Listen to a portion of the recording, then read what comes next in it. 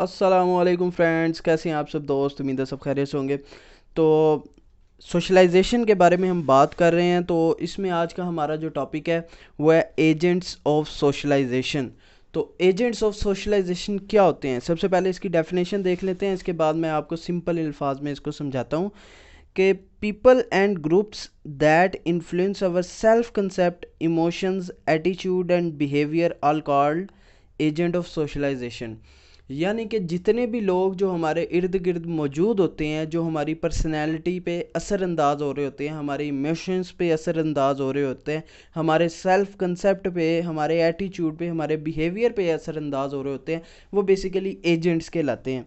तो इनमें सबसे पहले जो जिनका जिक्र है वो है फैमिली, जो कि फ़र्स्ट ऑफ ऑल जो भी बच्चा पैदा होता है वो उसके लिए वो इंडिपेंडेंट होता है। उसको डिपेंडेंसी चाहिए होती है, उसको केयर चाहिए होती है, उसको रुकबत चाहिए होती है, तो वो फैमिली फ्राहम कर रही होती है। तो बच्चा अपनी फैमिली को देख के सीख रहा होता है। तो सबसे पहला जो एजेंट है वो फैमिली का कहलाता है।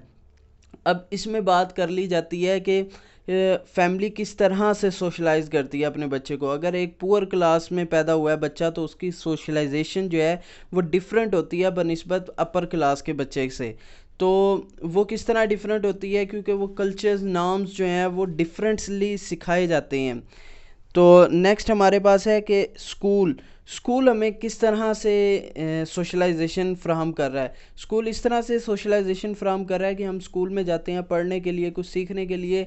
तो वो हमें ना सिर्फ तालीम दे रहा होता है, बल्कि साथ साथ हमें हिडन करिकुलर एक्टिविटीज़ के अंदर डालकर हमें सोशलाइज कर रहा होता है। हमें पेट्रियाटिज़म यानी कि अपने हुब्बुल वतनी सिखा रहा होता है, और डेमोक्रेसी, जस्टिस और झूठ नहीं बोलना, हमें एटीट्यूड, ये तमाम चीज़ें जो है ना वो स्कूल हमें सिखा रहा होता है, जो कि उसका मैनिफेस्ट फंक्शन तो नहीं होता लेकिन लेटेंट फंक्शन होता है। लेटेंट और मैनिफेस्ट फंक्शन होता क्या है उसकी भी मैं आपको बता देता हूँ कि मैनिफेस्ट फंक्शन वो होता है जो आपको डायरेक्टली मिल रहा होता है। जैसे आप स्कूल जाते हो पढ़ने के लिए, तो अगर आप सिर्फ और सिर्फ बुक्स पढ़ रहे हो तो वो मैनिफेस्ट फंक्शन है।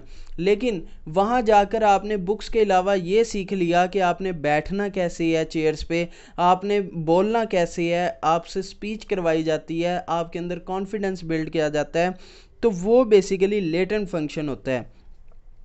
इसके बाद नेक्स्ट बात कर ली जाए पीयर ग्रुप्स। पीयर ग्रुप्स होते हैं आपके हम उम्र, आपके दोस्त, आपके अहबाब। आजकल सबसे ज़्यादा जो इन्फ्लुएंस कर रही है वो पर्सनैलिटी, वो पीयर ग्रुप कहलाते हैं।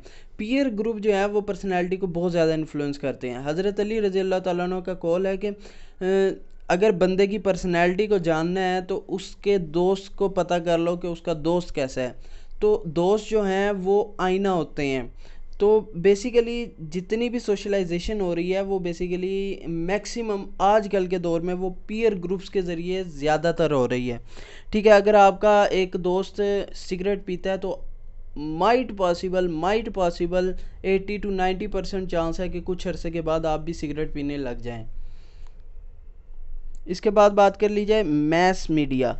मैस मीडिया हमारी ज़िंदगी पे बहुत ज़्यादा असरअंदाज हो रहा है। मोबाइल्स देख लिए, सोशल मीडियाज़ देख लें, आप न्यूज़ वगैरह सुन लें, इंटरटेनमेंट में फ़िल्म्स वगैरह देख लें।